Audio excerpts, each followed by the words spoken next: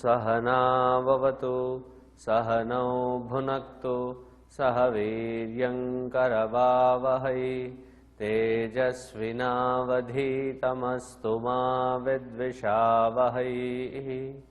ॐ शान्तिः शान्तिः शान्तिः।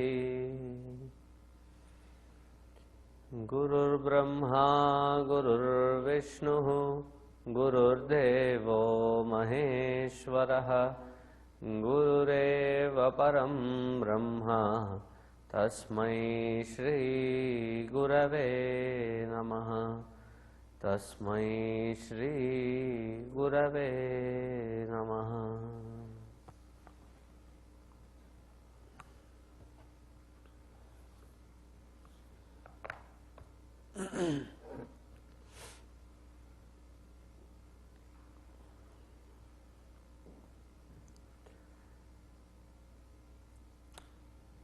Yesterday we had seen the example of the chariot, and somebody who knows how to ride that chariot well, what are the benefits? Somebody who does not have a proper ability to drive that kind of chariot, what are the repercussions of it?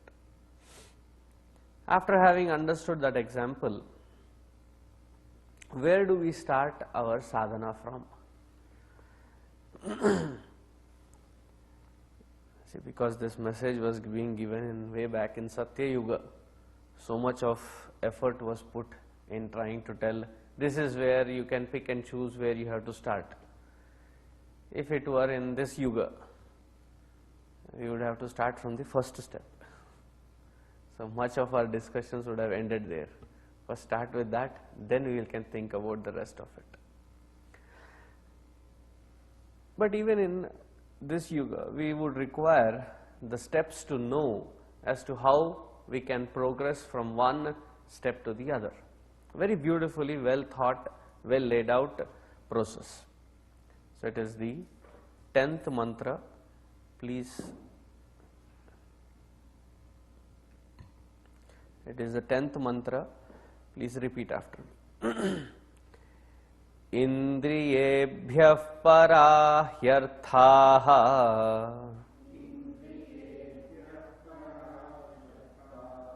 Page 147.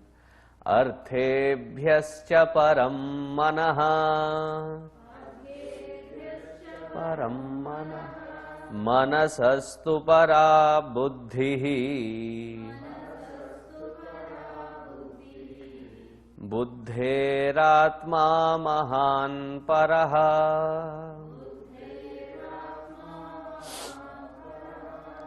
Yesterday we saw indriyebhyah parahyarthaah. Subtler than the indriyas, the organs of perception, are the sense objects, because without the sense objects, the sense organs, their presence or absence would not make any sense. The presence of eyes or ears is appreciated only when we hear different sounds or the absence of those sounds. But without sound at all, would we really know if we had an ear? Without sounds at all, then it would have been looking like an Vedantic class. Nothing goes inside. But the world is not like that. The world is appreciated only when the different sense objects mean something to the sense perceptions. Arthebhyascha param manah. Subtler than the sense objects is the mind, and the mind is something amazing that has been given unto us. In Patanjali's Yoga Sutras, he says, Yogaha chitta vritti nirodha. What does yoga mean according to him? He says, Chitta Vritti Nirodha, ability to remove all thoughts from the mind, clean up. So essentially what it means is annihilation of the mind. Now when we say annihilation of the mind, Nirodha, annihilation. So there will be mindless people walking around after a yoga class. So the explanation given is amazing. He says there that there are two aspects of manaha or chitta. One aspect of it is an amazing clockwork that has been installed by the Lord, and thank goodness it cannot be messed with by us human beings. Thank goodness. See, Bhagavan knows what are the things that he has to keep involuntary in a human system, and what has to be the voluntary process which can depend on the choice of the individual. Thinking, voluntary. You can think and choose when to think, when not to think at all or never to think at all. It's a choice. Breathing, Bhagavan has not put that in that category. He has put it in an involuntary category. Whether we remember to breathe or not, breathing keeps happening. Good, right? Or else what would have happened? Population control. Only those who have amazing sharp memory will survive. Those who have very lenient memory will not be present.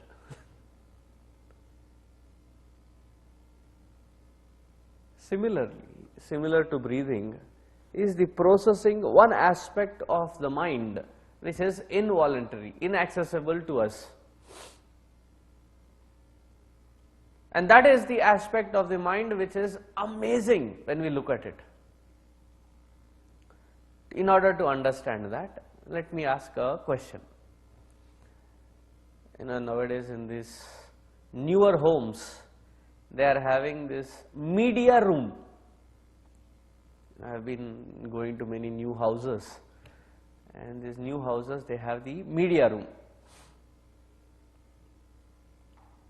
So they keep explaining that there is this 72-inch screen, 5.1 theater system, and they go on Blu-ray and all these, So I asked someone, what does this 5.1 theater system mean? What does that 5.1 mean? Swami, I don't know. All that I know is by installing that, we have better voice, better sound system. See, when they say theater system is 5.1, it means, in a very layman's terms, it means that there are 5 speakers and 1 bass or subwoofer. There is a center one, left, then there is right. When you see left and right, my left, my right, I am talking. So there is left, then there is right, then there is the rare ones which are left and right. So there are 5 total. What it actually means, then I went into internet, researched onto it. What does it actually mean, 5.1? Whenever there is a sound recorded, most of us know about the mono and the stereo. The moment you talk about 5.1 or 7.2, they are a little sophisticated. Have you been to an IMAX theater? Before they start, they show you the speakers as to how many speakers are there and everything. It's a very interesting arrangement that they have. Their system is much more sophisticated than this 5.1. So what do they do when they record this soundtrack? Is they provide 5 different channels. Within the same track, there are 5 segments. So the main voice is given in the central channel. So when that is given in the central channel, in all channels you can hear that voice. In front 3 speakers and the back speakers you can hear the voice. Then there are the percussions, then there is the string instruments, and then there are other side instruments, mixers. So they are given each one a channel. And that's why sometimes when you observe in your own car that sometimes the music seems to travel from one end of the door to the other and back. Have you observed? And when you play those CDs, it usually, that sound keeps traveling, seems like. It's because it is moving through these different speakers, the channels. Have you, do you all watch Indian movies, right? Yes? Okay. And most of it are, as they call it, bootlegged. Right? Sometimes these bootlegged ones, they have an amazing quality. What is the amazing quality? The video goes at its own pace and the audio goes at its own pace. There is no proper synchronization.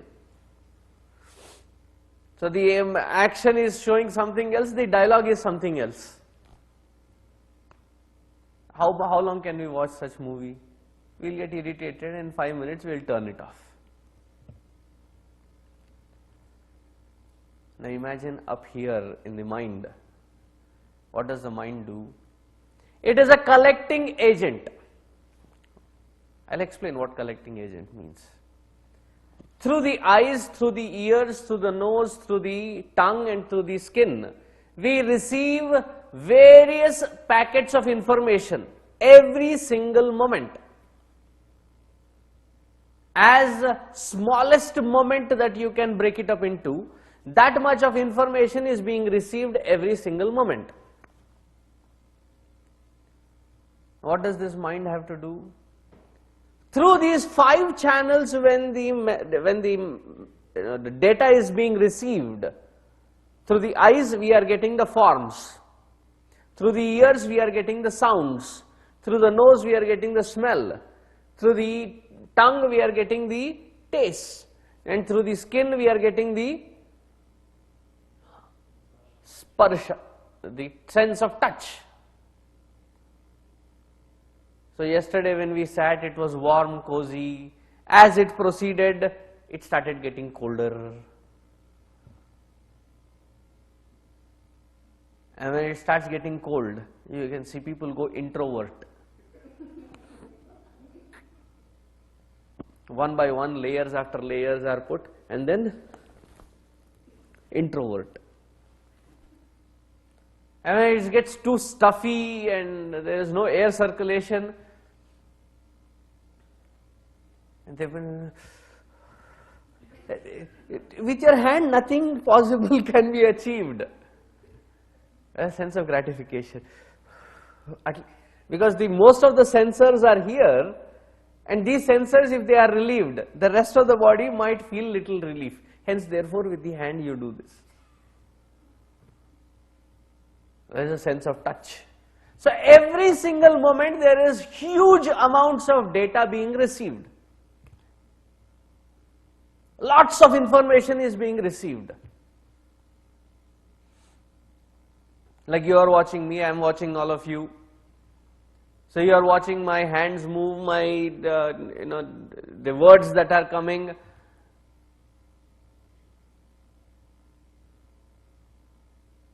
And I have to be careful as to the words that I am making. The impact can be good only if my hands and my entire expression is in sync with the bhava that I want to express.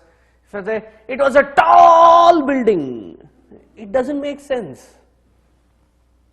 It was a tall building, you will also, okay, must have been really tall. So you are also trying to observe, gather all the information, because the way I depict it is what you would imagine it.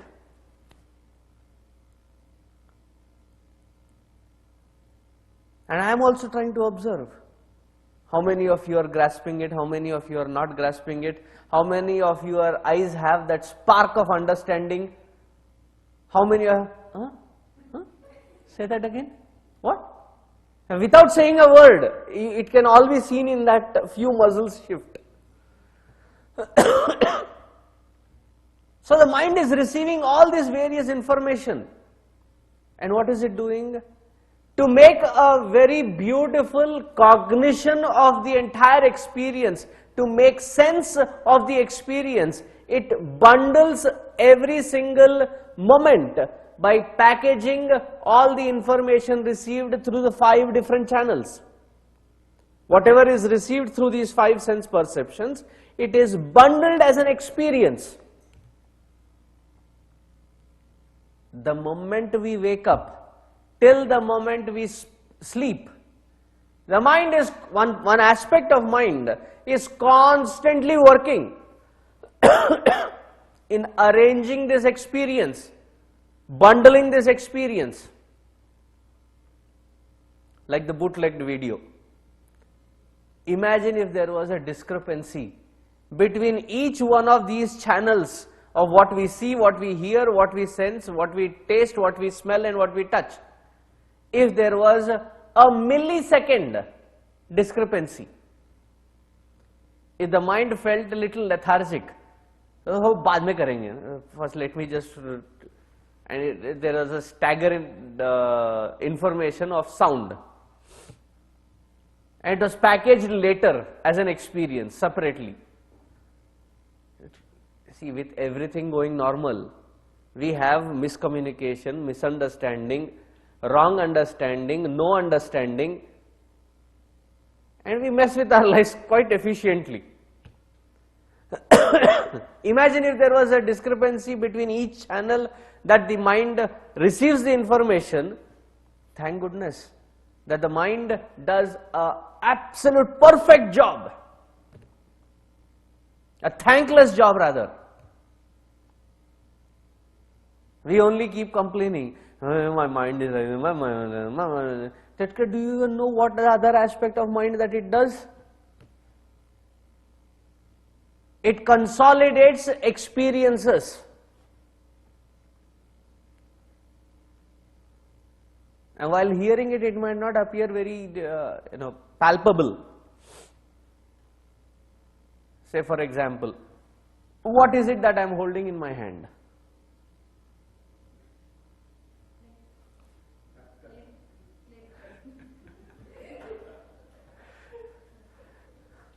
Dhakkan, a lid, a multi-purpose, a plate, a little plate, a dhakkan, and various other aspects of benefits of it. How much time did it take for you to understand what it was? Like that.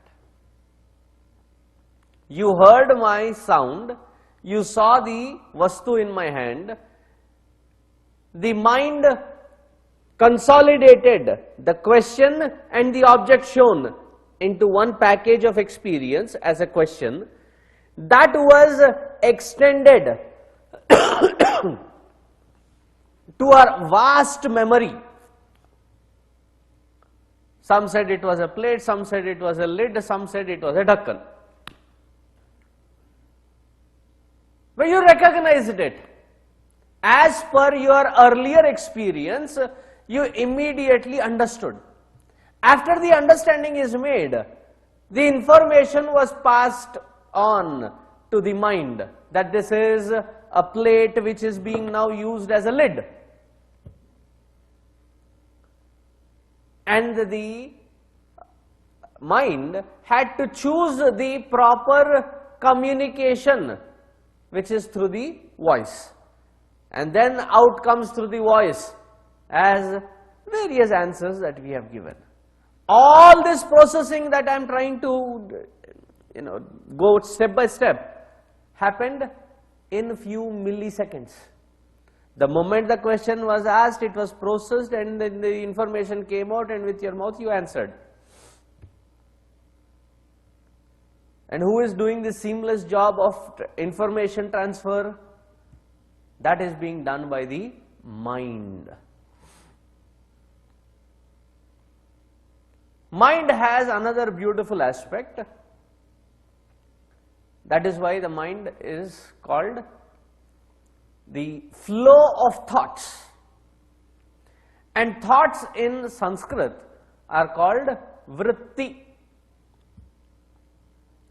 In many of our native languages, vritta means a sphere or a circle. Vrittakar, a sphere or a circle. A thought is called a vritti. Why is it called a vritti? Because of its cyclic nature.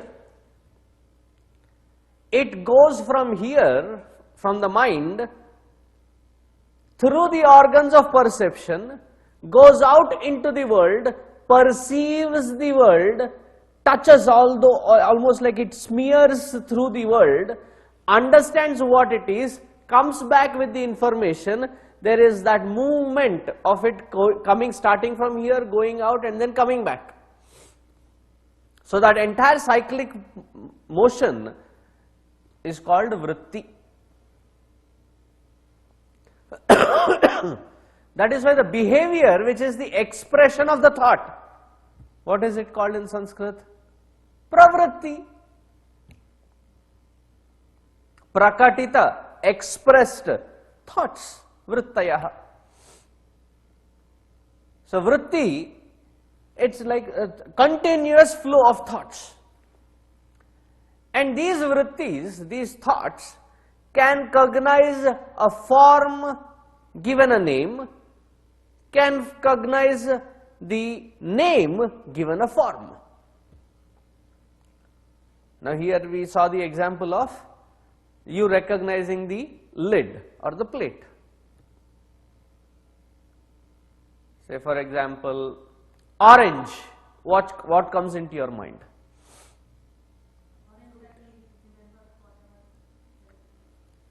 Fruit.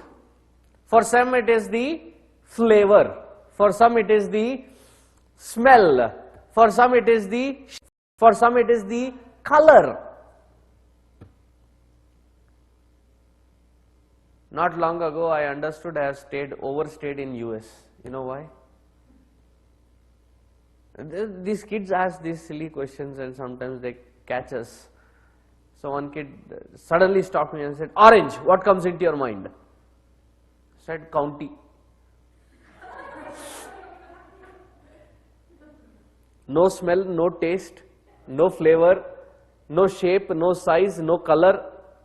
County of all the things, that is what comes into my mind.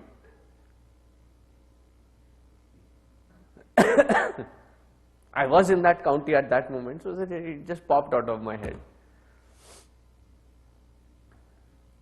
So you tell the name and the shape is cognized. You give the shape, the name, nama, rupa is cognized by the mind. Meaning, the known parameters is deciphered by the mind. So the entire world of sense objects, as the mind keeps experiencing various sense objects, various sizes, various shapes, various kinds that we experience, the mind categorizes each one of them, tags them. For example, you may have used a pen. A pen is something that you use to write, a simple definition. But how many kinds of them have you used? Millions? How many kinds have you seen? Another few millions. So when I say kinds of various things that you have interacted, it is not just one kind. Within that one kind there are various. And the memory that the mind is constantly filling in with the information, with the newer aspects of the same kind. So if there is a pen, so there are millions of tags to it. What kind of pen? That is why when we say flower, something which you like might come into your mind. But what flower is this? Of those million variables, you will identify first color. What is the color? A white flower. What is this white flower called? Can you see it? Carnations. Good. A variation. He thought, is it a rose? He is not very sure. Because he scanned through, sitting from where you are, he scanned through the entire thing. Could it be a rose? Shape looks like it. You know the bud roses that come. Maybe it is a rose. But white? So the question was, is it a rose? No. Then what is it? Carnation. So of the various possible different permutations, white, a flower, and what could it be in this shape and size?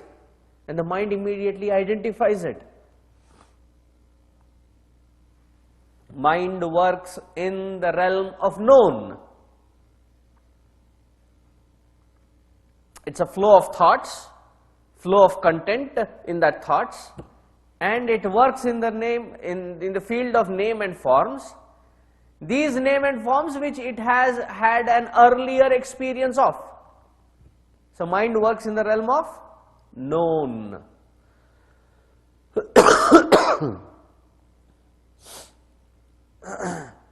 Have you ever tasted? Everybody here has lived in US for more than 5 years. Anybody less than 5 years? Nobody. Okay. So you must have tasted this. Have you ever tasted Dama Daka Duchi?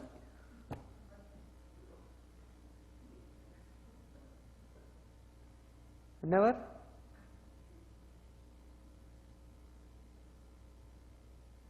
So what are the train of thoughts that are running in your mind? What is it? Is it a trick question first? If it is not a trick question, what is it? You said it, have you ever tasted?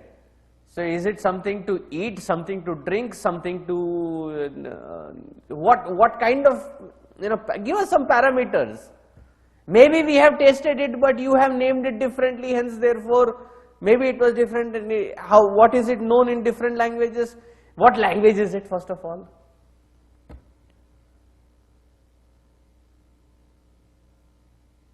So this particular faculty of the thought texture, so far it was working in the realm of known, but the moment a realm of unknown was introduced, the texture of mind becomes very inquisitive, interrogative. It wants to identify through various processes, various logics as to what it is. That texture of thought which works in the realm of unknown is called intellect, and that is the subtlety of the mind and intellect, the difference. The mind works in the realm of known, intellect works in the realm of unknown. For those of you who are still hanging on with Dama Daka Duchi, you cannot have tasted it because I just created it. Okay, moving forward. What are the other differences between this mind and intellect which makes the intellect subtler than the mind? So the first concept to understand, that both mind and intellect are nothing but by content, by its texture, is nothing but thought. The nature of it is nothing but thought. When the thought is of an indecisive nature, a wobbly nature, then it is called mind. But when it is of a decisive nature, then it is called intellect. First difference.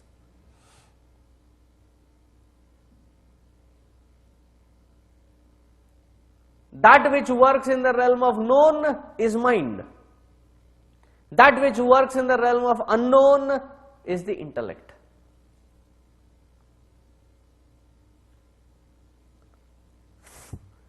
The mind, we have already seen,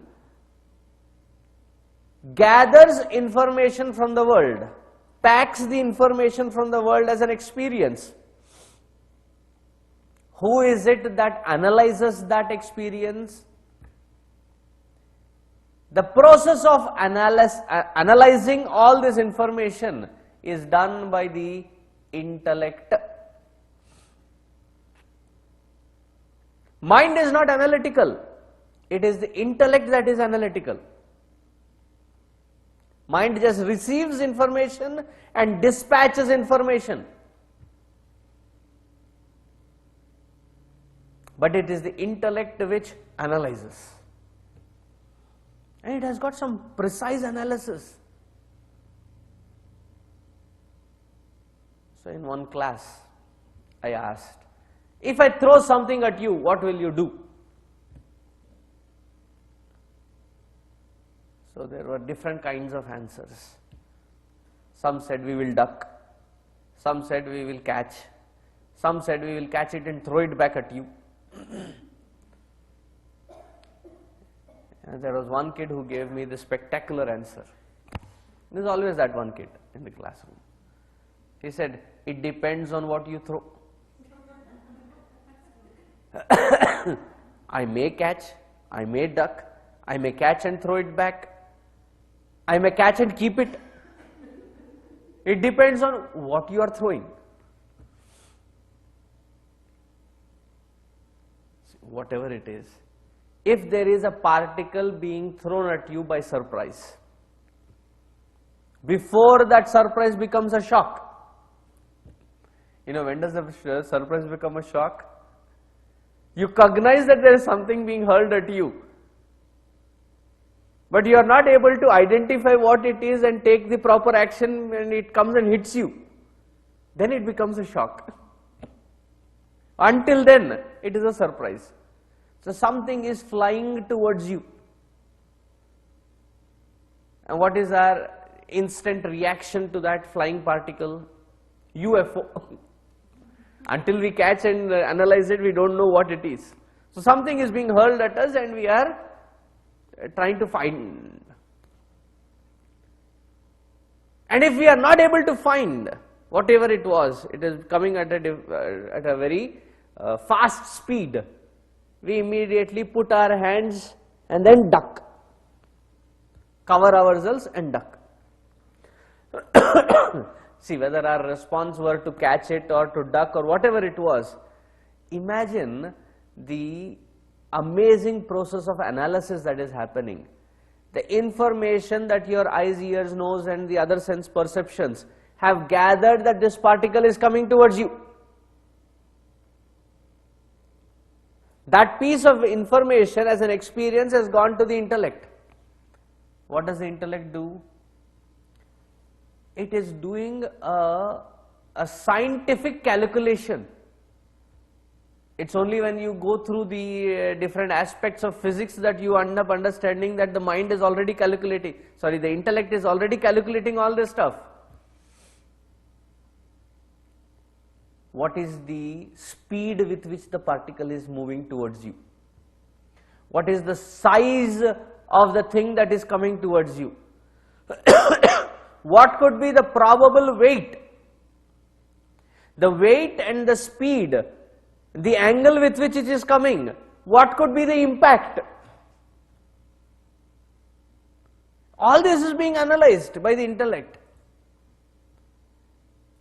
Not just that it analyzes it, after having made a quick analysis, looking at the size and the shape and the speed and the tangential or the parabolic movement of that particular particle coming towards you, it gives the information as a decision whether you have to catch it, leave it, duck or protect.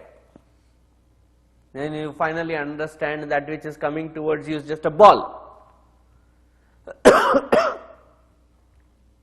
And if you are with Gurudev, after his Pada Puja was done, his, at least to our Yuva Kendra members when we were in Yuva Kendra, the distribution of prasad was fun.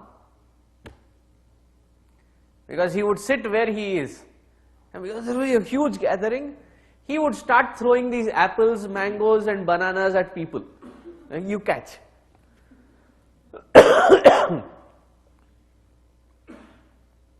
Knowing that usual habit of Gurudev's, there were 3 or 4 of us. We would stand in a strategic position, and because we were the tallest, and anywhere, that was a strategic position, because anywhere that our hands could reach, we could almost grab 6-7 prasads. And Gurudev could immediately guess and look at us and say, okay, he would take that as a challenge, and then put it through in such a way that it goes through us but not hurt the other person. So it's a apple that is coming towards you. So what do? The intellect has given the mind precise codes. Pick your hands, cup them in such an angle, let that thing that is floating towards you be caught in this angle, in this direction, and after having received it, to reduce the impact, move it. All this instruction is given. So it does a very beautiful, precise analysis. So the mind gathers the information and the intellect processes that information. And when does it do? This is being done as a process by the mind and intellect the moment we wake up to the moment we sleep. Amazingly, it synchronizes all these different movements. Constantly it is being done.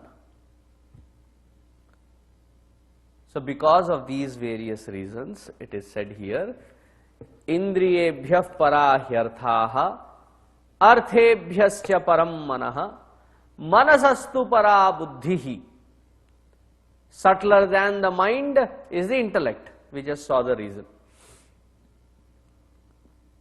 Buddheratma mahan paraha.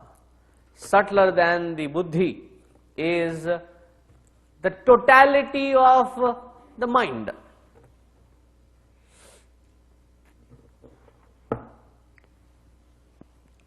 Who is the president of this country?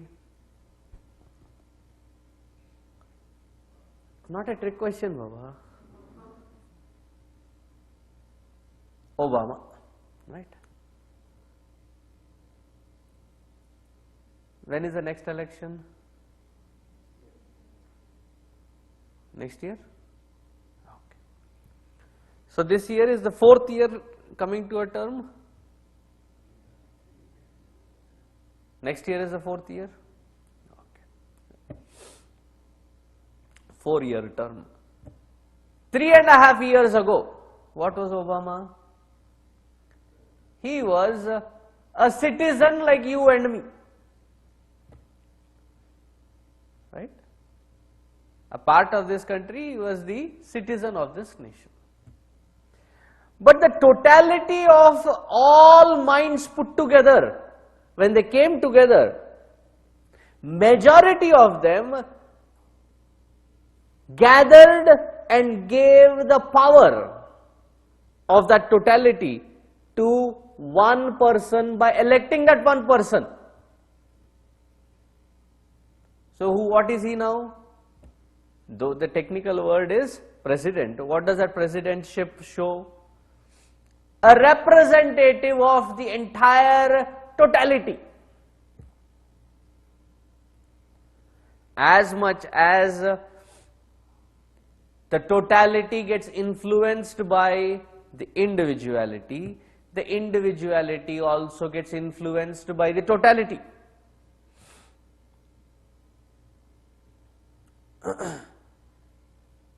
So, including our thought processes happen not independent, but they are also dependable variables on this totality.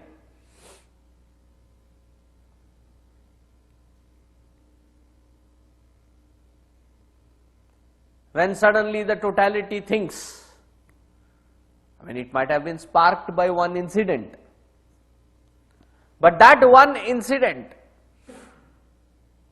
where did it happen? Tunisia, almost a year ago. And there was one particular farmer who self-immolated himself. And because of that one triggering factor, the entire Tunisian totality reacted after many years to the rule of that particular nation.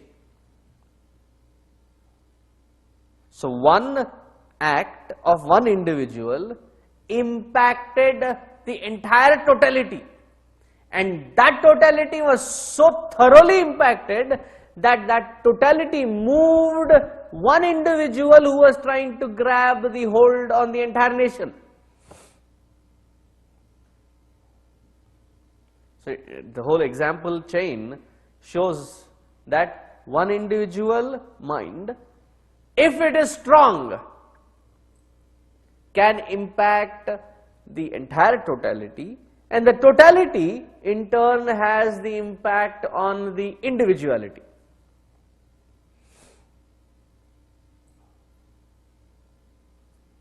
Like for example,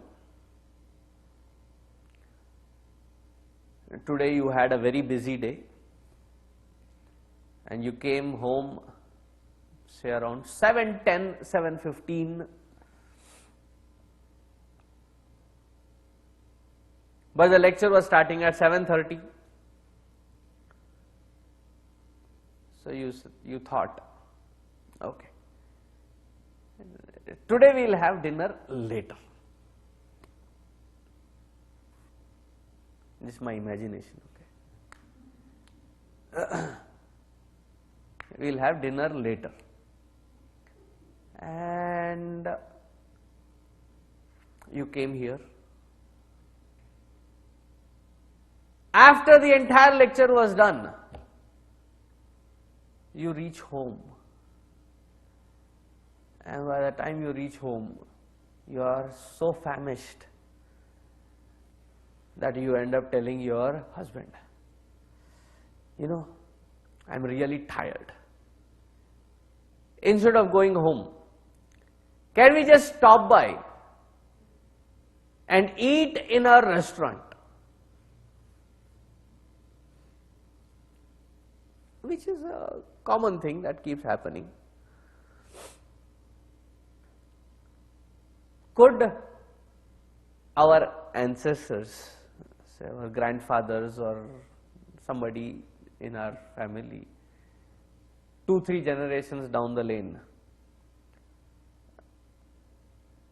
could they have the thought of a restaurant 60-70 years ago?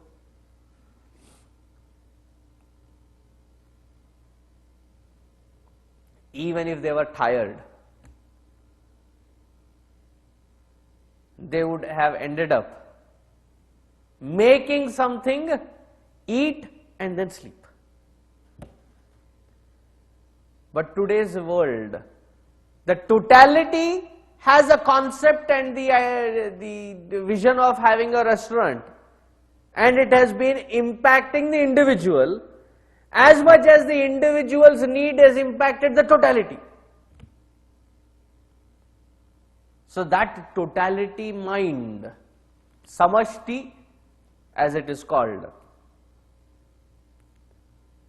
wherein all desires, aspects and different dimensions of it gather together to make that totality.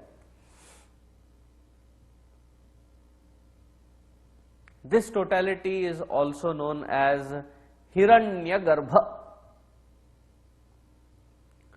Hiranyagarbha, it's been conceived just before delivering. Garbha is the womb. It's almost about to appear, but it is the potentiality of the totality put together. So that totality put together is called here as Mahan Paraha. Why is it subtler than the intellect? Because the intellects, individual intellects, get influenced by the totality constantly. What is subtler than this totality aspect of the intellect? That is said in the 11th mantra. Repeat after me. Mahatah paramam vyaktam avyaktat purushah paraha purushanna param kinchit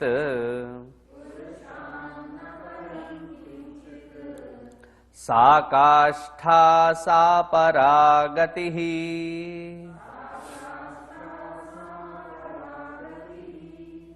Mahataha, subtler than the Mahat, the totality aspect, is called Param Avyaktam. Avyaktam, the unmanifest. See, the concept of unmanifest is very beautiful.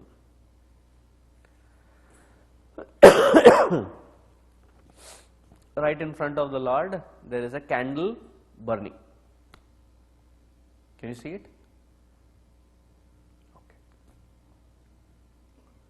Okay.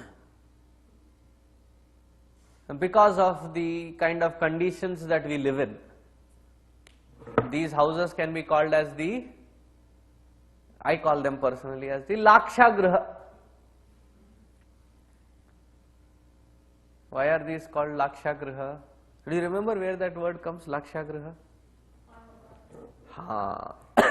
In Mahabharata, the Pandavas were tricked to live in a wax house.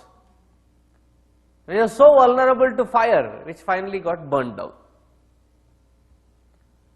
These houses are also like that only, right? Made of wood. If beyond a certain what? 5,000 square feet? Or, yeah, beyond 5,000 square feet, you have to have sprinklers. So right above, you see a metallic fixture.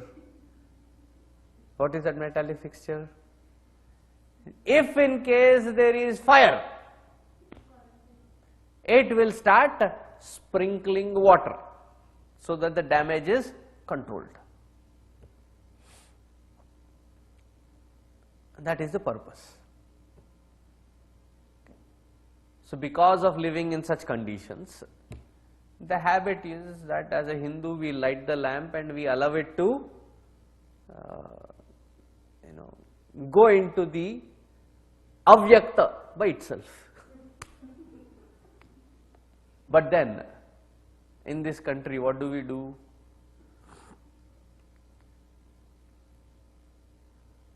Promptly we light the lamp, and after the purpose is served, please don't blow it off, or take a flower and then use it. In this country you have got gadgets for that also.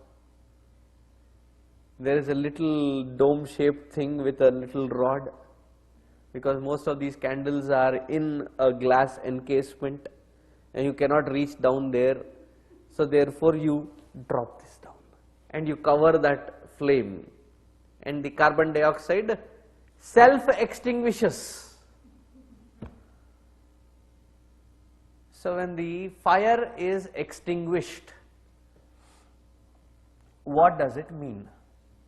Does it mean to say that the candle can never ever burn again? No, it will burn, provided we give the proper environment around it for it to light flame again. But until then, what happens to that flame? That flame is in the unmanifest state. Unmanifest till what time and what condition?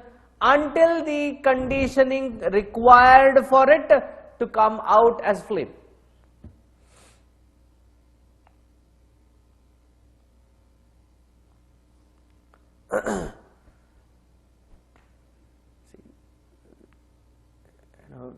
Peanuts or various seeds that we get.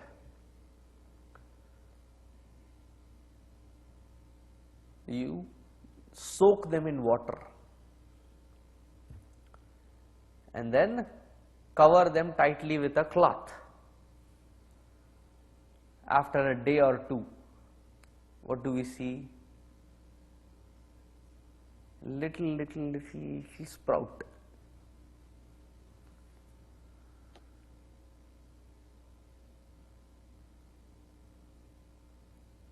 And there are people who not allowing it to sprout. Or they roast it once. Once you roast it and then soak and then tightly wrap it, do you think that that little sprout will come out? What happened to that sprouting capacity? It's done with. Right? So an unroasted seed is soaked in water. In that seed, for example, have you ever seen a banyan tree? Have you ever been to Adiyar in Tamil Nadu, in Chennai? It's a huge establishment of banyan tree. Establishment. Because you cannot identify where exactly the main trunk of it is. Because it has dropped its roots in so many places and expanded over acres. Have you ever seen a banyan seed?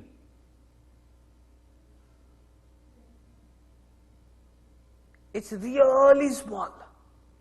1/10 of a mustard seed. 1/10 or even smaller than. Very tiny. Now if somebody shows you that seed, if you can see it, and says, in this seed is the unmanifest form of that huge banyan tree.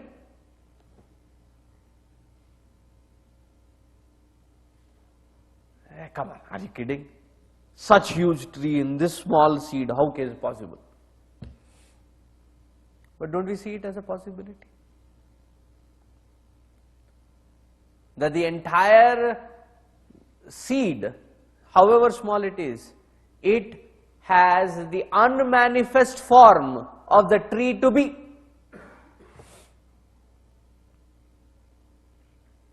Similarly, from the intellect, the subtler than the intellect is the totality. Subtler than the totality is avyakta. Avyakta, the unmanifest form of the Lord. That is what comes in Purusha Suktam, wherein it is said that the entire creation is just 1/4. I mean, if you take the entire, Paramatma and divide it into 4 equal parts, this entire cosmos is 1/4 only. Tripad urdhva udait sthitaha. 3/4 is in still unmanifest, figuratively speaking. Not that you can really quantify Paramatma, but if you could quantify, maybe 1/4 of it is in the creation, the other 3/4 is in Avyakta. I still don't see the spark of understanding of Avyakta in the eyes. Let me tell you. You are in a party, and somebody in that party is picking on your native language. Say my language is Telugu, so somebody is speaking there. All these Telugu speaking, and they picked on the Telugu speaking people. And the moment I heard somebody picking on Telugu speaking people, I turned around with all enthusiasm, and I turned around to see that it was my boss, who is just said, given me the good information that I am due for a promotion. All that which you would have blurted out.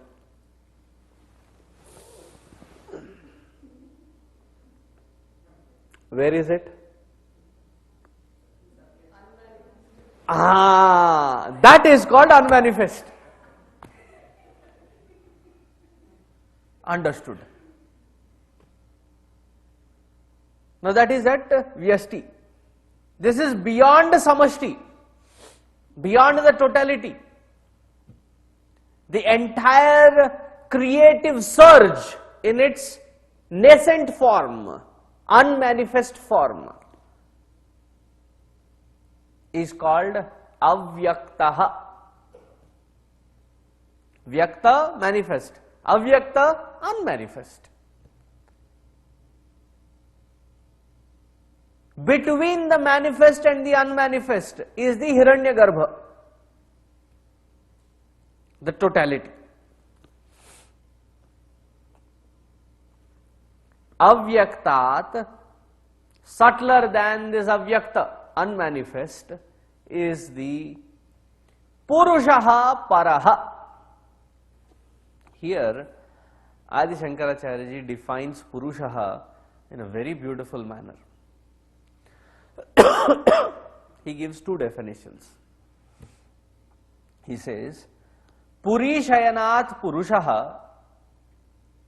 Purishayanat, what does the Pura mean in Sanskrit or even in various other languages? Pura means a village.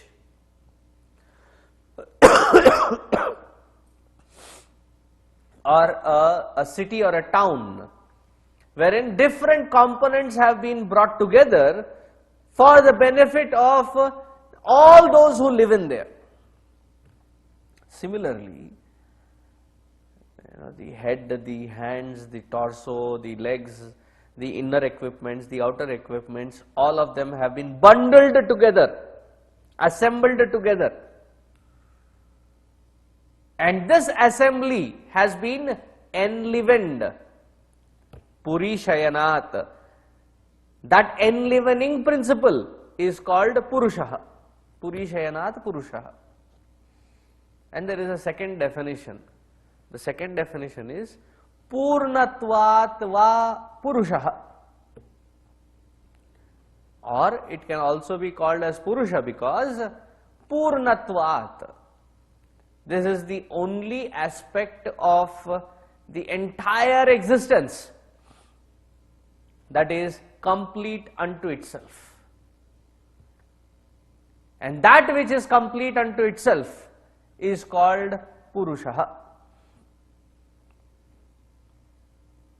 This Purusha is subtler than the Avyakta.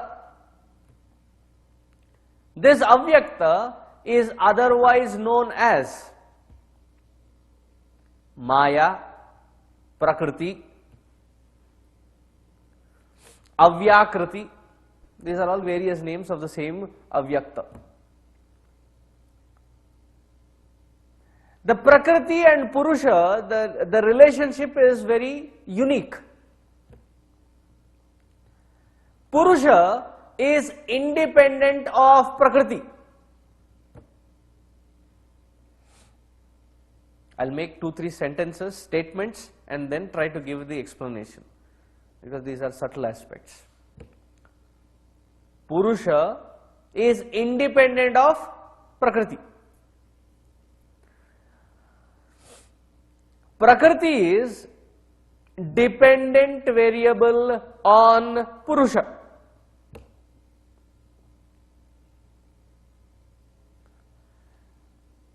Purusha, though can exist without Prakriti, cannot express without Prakriti.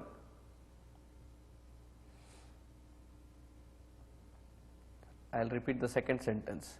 Purusha, though can exist independent of Prakriti, cannot express without Prakriti.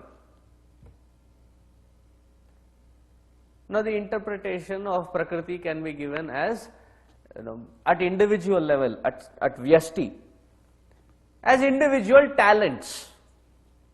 I have a talent to speak. Some have the talent to sing. Though I would like to consider that I also have the talent to sing. That in many gatherings I tell them, if you don't keep quiet, I'll start singing. And the entire congregation comes to quietude immediately. Now, if I can bring 300-400 people to their quiet format effortlessly, that is a skill.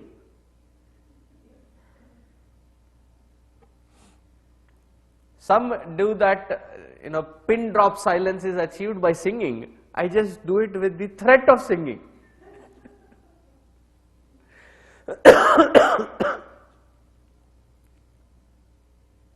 Say the singing was a skill. I, the conscious entity, can exist without exhibiting my skill of singing. Why? I am independent of it.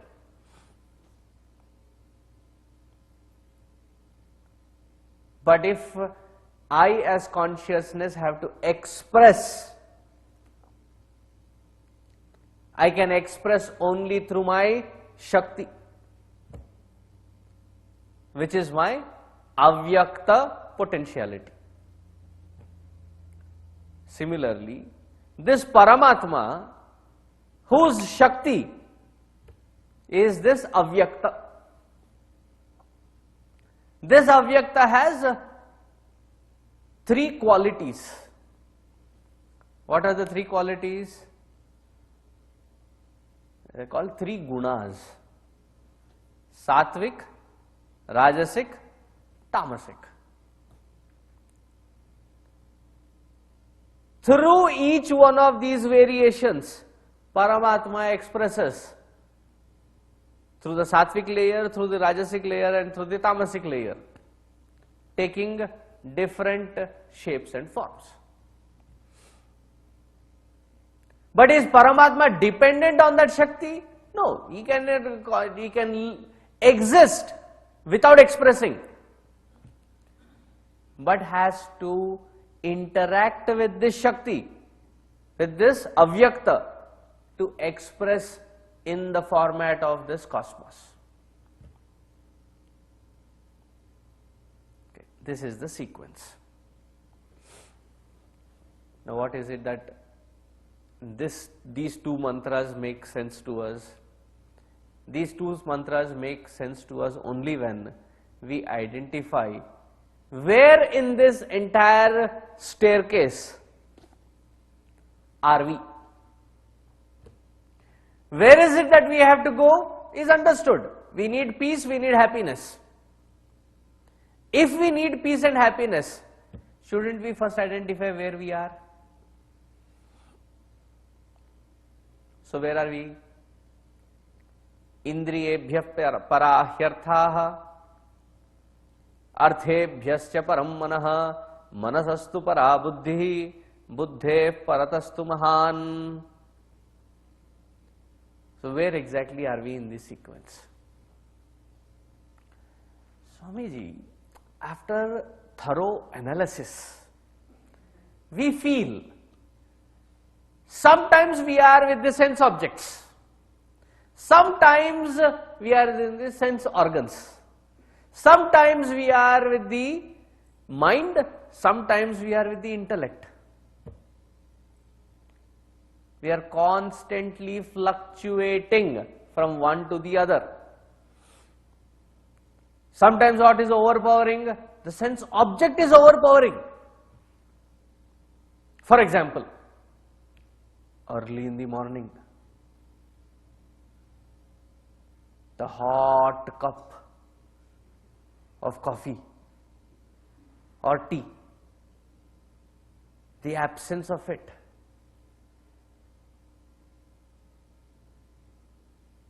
my heart sings, Dil dhoondta. Searching for that early morning jump start. Without which I feel very sedated. As soon as that coffee smell comes, Tom and Jerry, the moment they smell, they start floating in air and start following that smell. Our mind is like that. It starts floating. And wherever the coffee smell comes, it stop there. Sometimes it is with the sense objects. Sometimes the desire is so strong that I am at the level of the mind. Sometimes I am at the level of the intellect.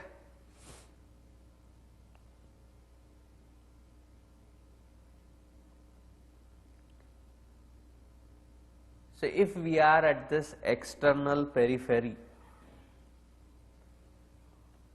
we should learn to practice gaining control over the sense organs, the mind and intellect. How do we gain that balance? How do we gain that control? These sense organs, which are habituated to its habits, can be contained to do the job that which we have as responsibility, provided the mind is disciplined.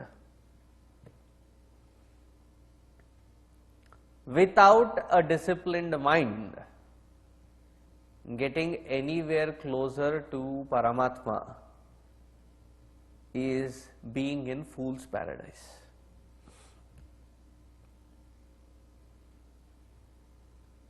Discipline we must.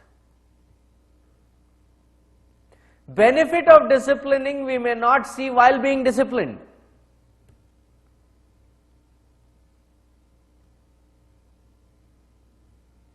See, while growing up as children, when our parents keep telling us certain things and we kept reacting and reacting, when did we realize the benefit of what they had said and what they were for us? Only when we are in that situation, end up having our own children,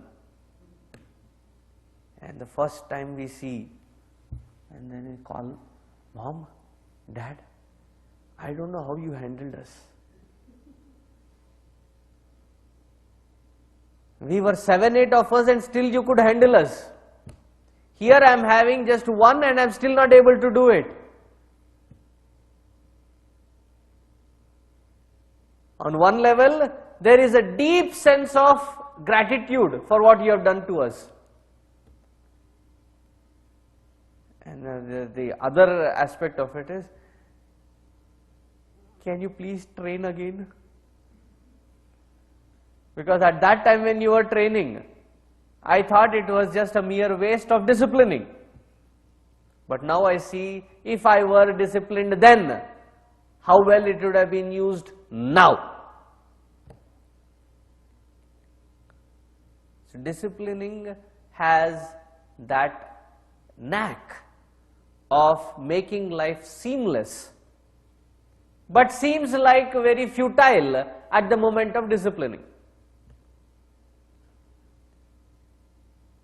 Okay.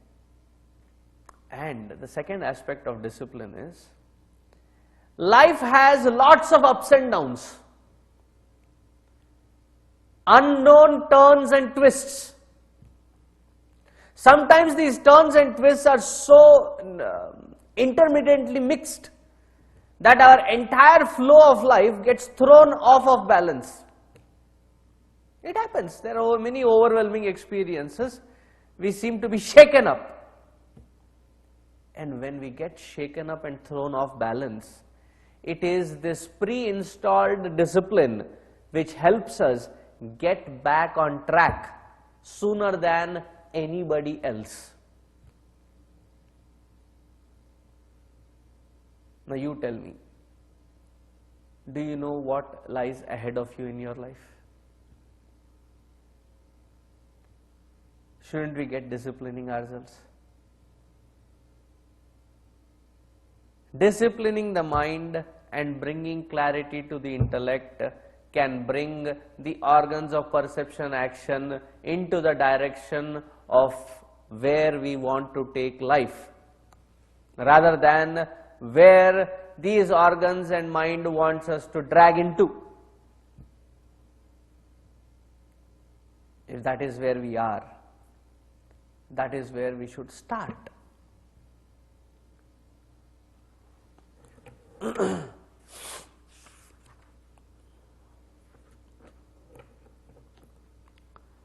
Talking about reaching to that Paramatma. What does he say? He says in the 12th mantra, page 153, Yesha sarveshu bhuteshu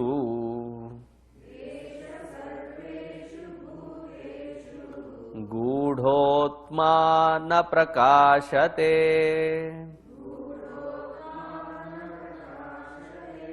drishyate tvagraya buddhya Sukshmaya sukshmadarshibhihi.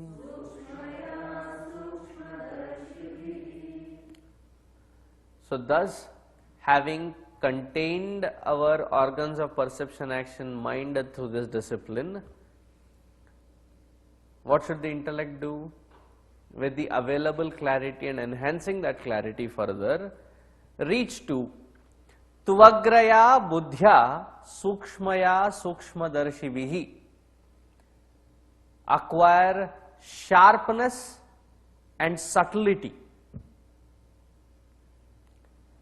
See, sometimes when we go to a lake, there's a beautiful, grand, picturesque setting. There's a beautiful mountain. And this we found in our trip to Kailash and Mansarovar. So many lakes. And the sky there is deep blue, that which we would have not seen here. It's just a different texture of blue. And within one frame, you have acres of spread of deserts. Then suddenly there is a lake. Just as a backdrop to that lake is a very thin belt of green, and then there is this majestic mountains, snow-capped mountains. Now what is the best part? All of this reflecting in the lake. Amazing. And how can you watch this entire beauty? Because the lake is so pristine condition that there is not even a ripple. It's so clear, it does not have any disturbances on its surface, and the entire depth of it is pure, clean. That is how our intellect should be. Vast depth to take any experience and not shaken up by it.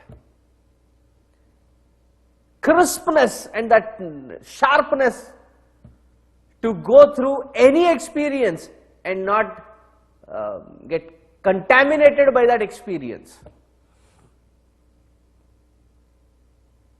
And subtlety to constantly turn the attention towards that conscious principle, because of which an experience becomes experienceable.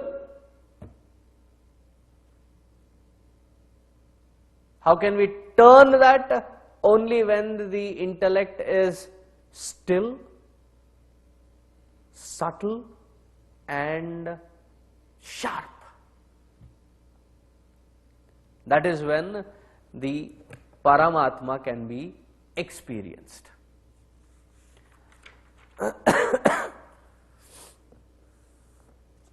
So what should the wise one do looking at this message? So Yama Maharaj says, this is what each one of us should do. And he says, the Prajnaha, wise one, usually do this. What does it mean? If we are doing it, we are also wise. If we are not following this sequence, then we are otherwise. Now it is a test of individual character. So please test it for yourself. Don't test for the rest of the world around. In the 13th mantra, page 155. Yached vang manase prajnaha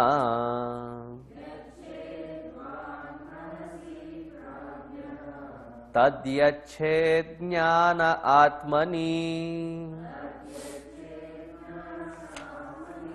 jnana atmani mahati niyachet ati niyachet tad yachet chanta atmani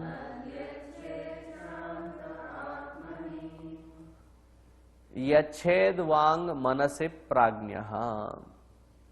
Withdraw the sense perceptions and actions into the mind, meaning bring the organs of perception and action under the control and balance of the mind.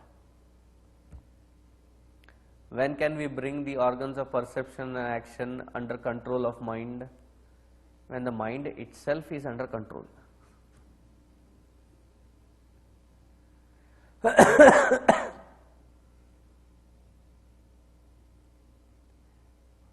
Without the mind under control, can we control the organs of perception action? It becomes impossible.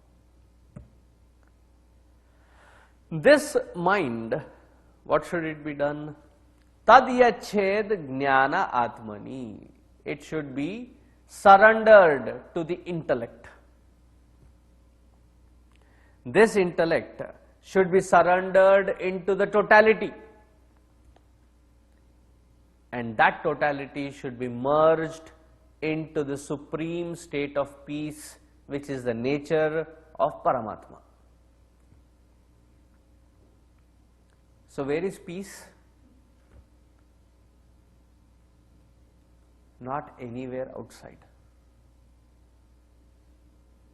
If we are searching for peace outside, sometimes I hear, like for example,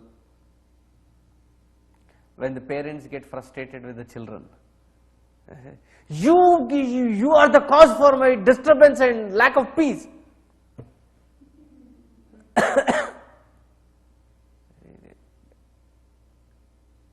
Anybody, anything, any place, any circumstance, any time cannot give us that peace. If we are trying to search for peace in all these other variables, all that will be left of us is in pieces. Where is peace? The ultimate peace is in that Paramatma alone.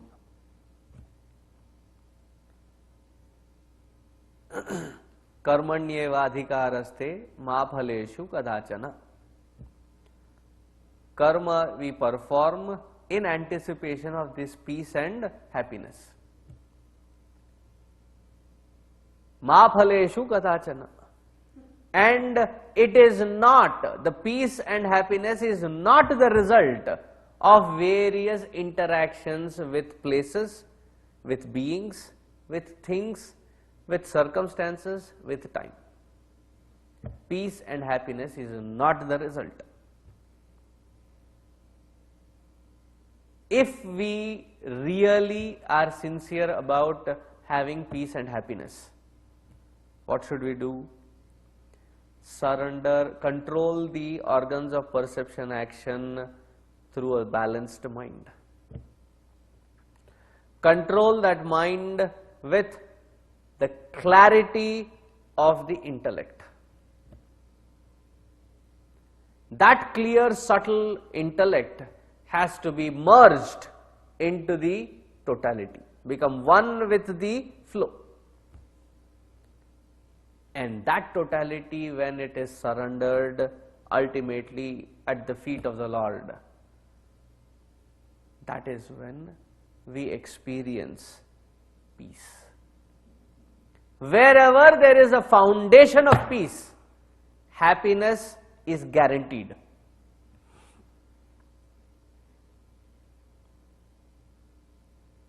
We are seeking happiness with a restless setup. Can we be happy? If our mind is constantly agitated, can I say, my mind is agitated, but I am very happy? It sounds a very ignorant statement. So first, that peace has to be attained. Hence, therefore, we as individuals, what should we do? A famous mantra of this Kathopanishad, which has been made famous by Nachiketa and Yamaraja, but in our recent times by our Vivekananda ji. He used to use this sentence often. What is the meaning of it? That we will see tomorrow. The 14th mantra.